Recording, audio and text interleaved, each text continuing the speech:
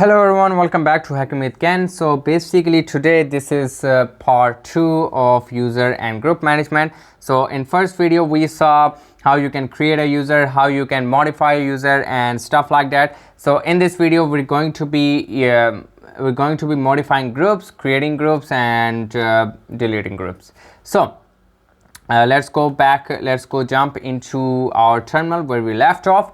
So basically groups are combination of users. Groups is like a class where all students study. So basically all students are taught under the same instructor. Let's say your class has the same teacher. Let's say all students in a class will be taught by one same teacher, right? So basically group is also works like that. They share the same permission and stuff like that, but they don't share the directory permission. They just share the commands permission or sudo permission or stuff like that. So let's just dive into it. Maybe I may have overstated my statement, but maybe sometimes they share home directory too. But as I said, one user directory should not be visible to other users, so you should keep that in mind.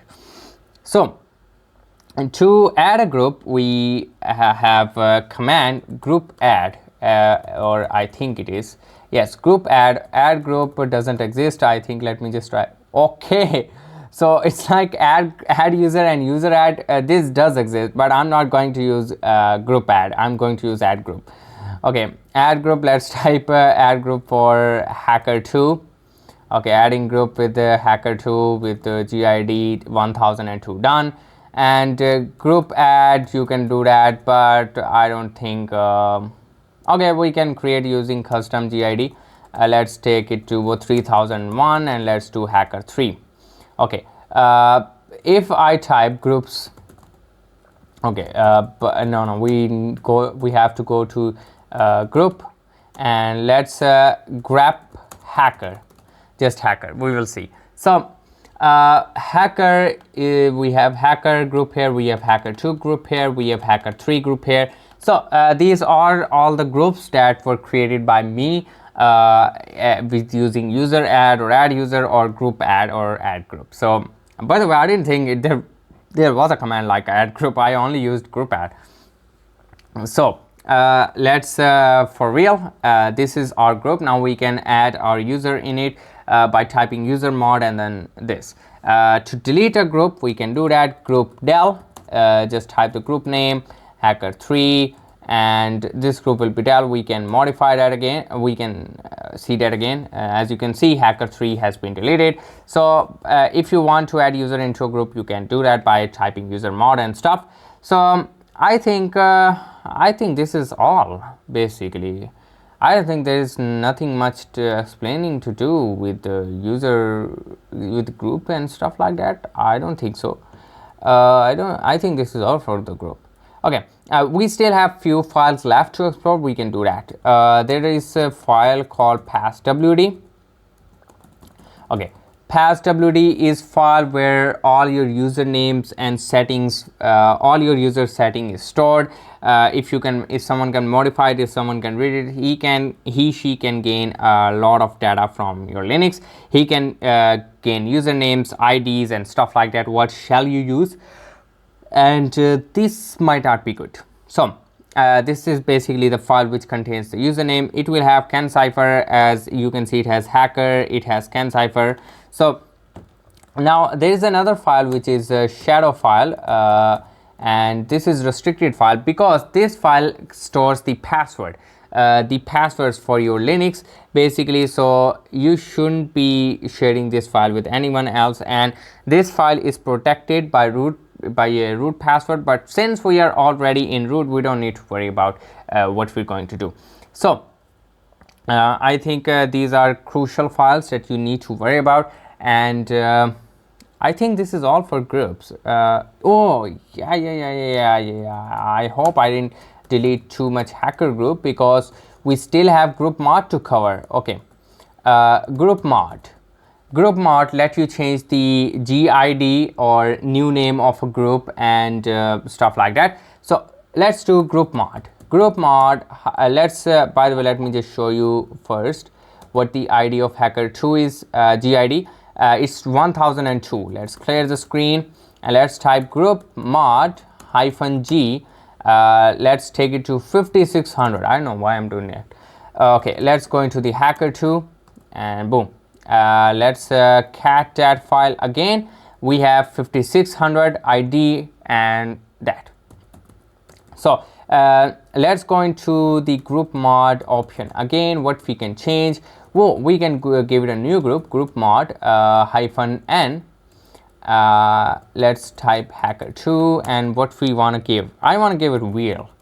I want to see, okay, we need to see wheel hacker2.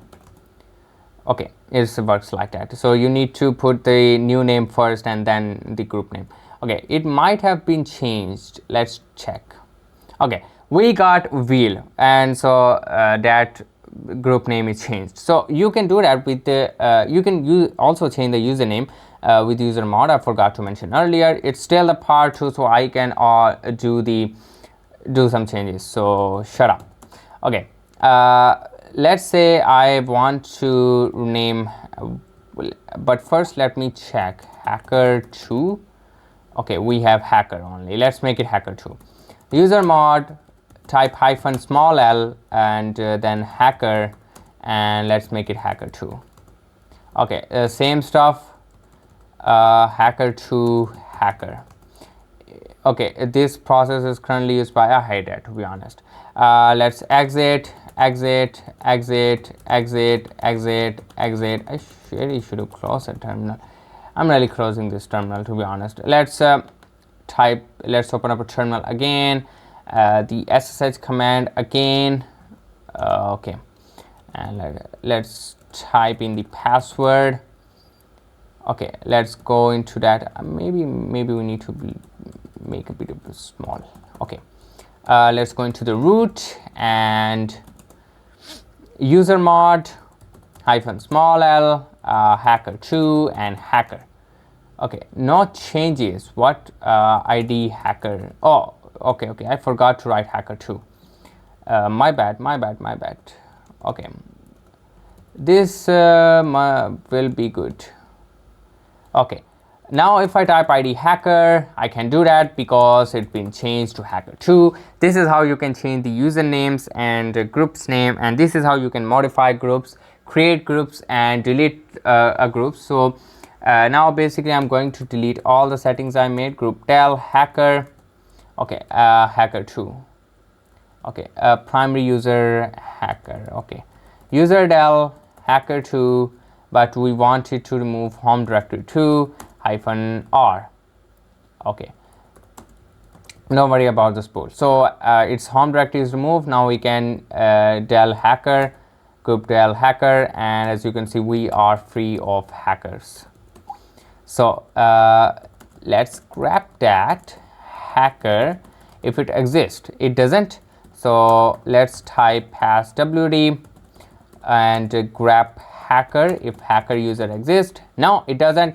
We completely purged off the users. We created, we modified, we deleted. So this is how the administration works. You create users, you delete them, you modify them, you create them again, and stuff like that. So these two videos were really like I think so are really relate to important concepts in Linux, to be honest. Most people don't get the hang of them. So but I think user management and group management is really important in Linux. So you should do more practice on that. I just showed you the tip of the iceberg, baby. There's a lot more into that. You can check it out. So I think this is all for today, and the group and user management is over. We will move on to the permissions. So I will see you guys in the next video.